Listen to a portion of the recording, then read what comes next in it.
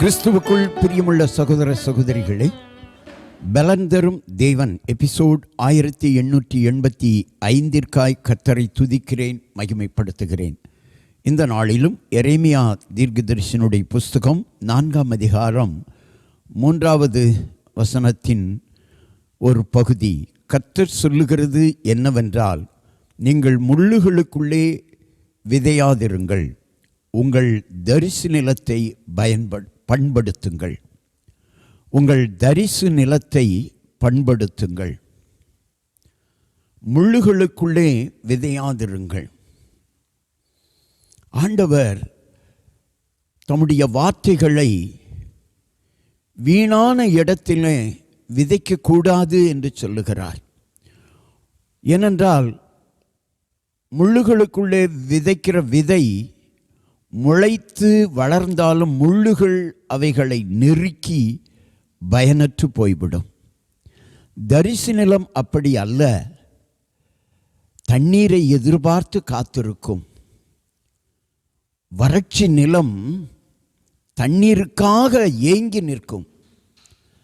எனவே தரிசு நிலத்தை போல இருக்கிற ஜனங்கள் மத்தியிலே வேத வசனத்தை விதைக்க வேண்டும்.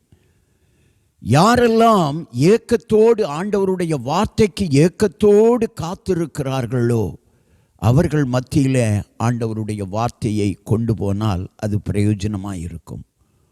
முள்ளுகள் அப்படி என்றால் முரண்பாடுள்ளவர்கள் மத்தியிலே தேவனுடைய வார்த்தையை கொண்டு போனால் அது பயனற்று போய்விடும்.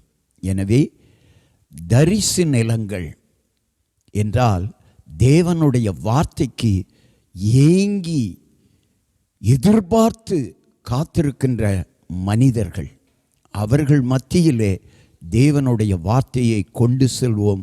1, 10, 100 ஆத்துமாக்களை ஆதாயம் பண்ண முடியும். கண்களை மூடி ஜெபிக்கலாம். எங்களை நேசிக்கிற நல்ல தகப்பனே, எத்தனையோ காரியங்களை எங்களுக்கு கற்று தந்து கொண்டிருக்கிறீர். முள்ளுகளுக்குள்ளே விதையாதிருங்கள், அவை பிரயோஜனமில்லாமல் போய்விடும். தரிசு நிலத்தில் விதையுங்கள், அவை ஏங்கி தவித்து கொண்டிருக்கிறது. ஹல்லேலூயா.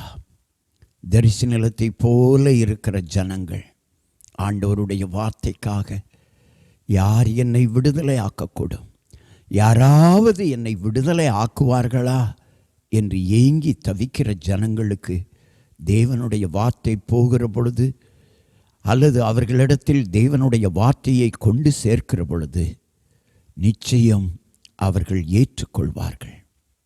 எனவேதான் ஆண்டவர் சொல்லுகிறார், தரிசு நிலத்தை பண்படுத்துங்கள், பயன்படுத்துங்கள்.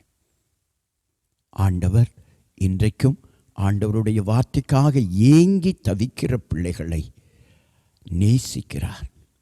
அவர்களிடத்தில் ஆண்டவரை கொண்டு போவோமானால் நிச்சயம் அவர்கள் ஏற்றுக்கொள்வார்கள். அப்படி செய்யுங்கள். ஆத்துமா அறுவடை செழிப்பாய் அமையும். இயேசு கிறிஸ்துவின் நாமத்தில் ஜெபிக்கிறேன் பிதாவே, ஆமென்.